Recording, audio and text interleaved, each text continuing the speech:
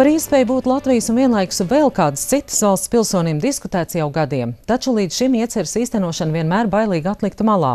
Pagājušās Saeimas laikā aizsācies, darbs pie 13 gadu nemainītā pilsonības likuma grozījumiem ir pilnā sparā, tādēļ varam droši teikt, dubultpilsonība beidzot tiks atzīta arī pie mums. No Saeimas ziņo Karina Rubene. Līdz šim pilsonības likums Latvijā bijis tādā kā neaizskaramā statusā, un 20 gadus nemainītie principi uz mūsdienu fona acīm redzami stagnē. Tad, kad pilsonība veidojās, tur bija tas svarīgākais lojalitātes un karaklausības apsvērums. Tu nevari tā kā iet karā diviem kungiem, ja tās divi kungi var savstarpēji arī karot, tāpēc tikai vienas valsts pilsonis.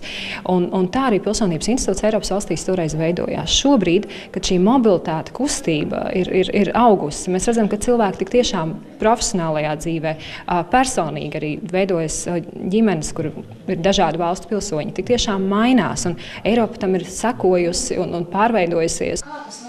Nu, beidzot arī Latvija nonākusi pie secinājuma, ka dubultpilsonības princips ir vienīgais pareizais ceļš. Tās pieļaujamību atsevišķos gadījumos vakar konceptuāli atbalstīja valdība, šodien par to atkārtoti diskutēja atbildīgā Saeimas apakškomisija un pilnīgi visas frakcijas paudušas atbalstu grozījumu ātrai virzīšanai uz balsojumu. Pasaulē latvieši, kuri pilnībā apliecina savu latvietību caur vienu, otru vai trešo prizmu, bet nav Latvijas pilsoņi. Un mums tas liekas zaudējums valstī. Un, lai tas nebūtu zaudējums valstī, mēs meklējam likumiskas normas, ietverot maksimāli viņus visus, lai viņi būtu Latvijas pilsoņi. Kamēr grozījumi vēl ir tapšanas stadijā, ik pārdienas kaut kur pasaulē kāds latvietis no pilsonības atsakās, vai, ja viņš to nedara pats, tad kļūstot par citas valsts pilsoni, Latvijas pilsonību viņam atņem. Katru gadu atņem pilsonību aptuveni līdz 100 gadījumiem.